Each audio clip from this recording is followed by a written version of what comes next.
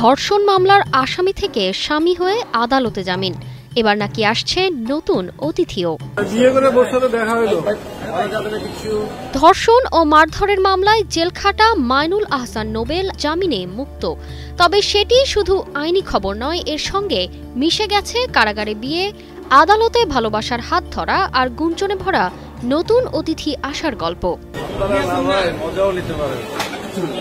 5 দিন আগেই কারাগারে বসে মামলার বাদী ইশরাত জাহান প্রিয়াকে বিয়ে করেছেন নোবেল। দেনমোহর 10 লাখ টাকা। আদালতে দেখা গেল এই দম্পতিকে হাসি মুখে হাত ধরে ঘুরতে। একটা সময় ছিল যিনি নোবেলকে ধর্ষণের অভিযোগে মামলায় জেলে পাঠিয়েছিলেন, তিনিই আজ বললেন, না, জামিনে আমার কোনো আপত্তি নেই। আসলে কেসটা আইনি কম, পারিবারিক বেশি, এবং উভয় পক্ষের আইনজীবীও হাত তুলে জানালেন সব ভুল বোঝাবুঝি।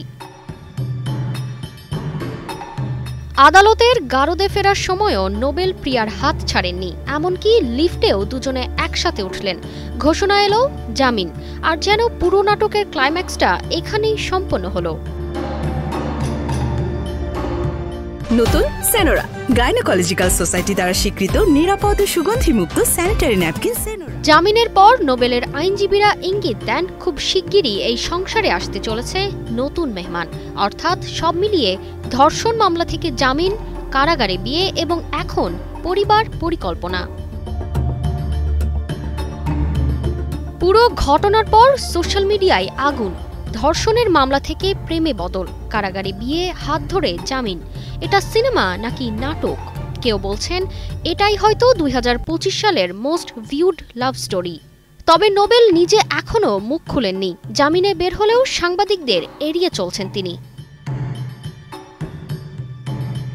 তবে এখানে প্রশ্ন রয়ে যায়, একজন অভিযুক্ত ধর্ষক কি এভাবে বাদীকে বিয়ে করে দায়মুক্ত পেতে পারেন? বাদীকেই বিয়ে করে দায়মুক্তি পেতে পারেন? আইনের এই প্রেমময় প্রয়োগ কি নিপীড়নের শিকার নারীদের বার্তা দেয়, নাকি বিভ্রান্তি তৈরি করে? তারতিবা ফারুহী, কালের কণ্ঠ।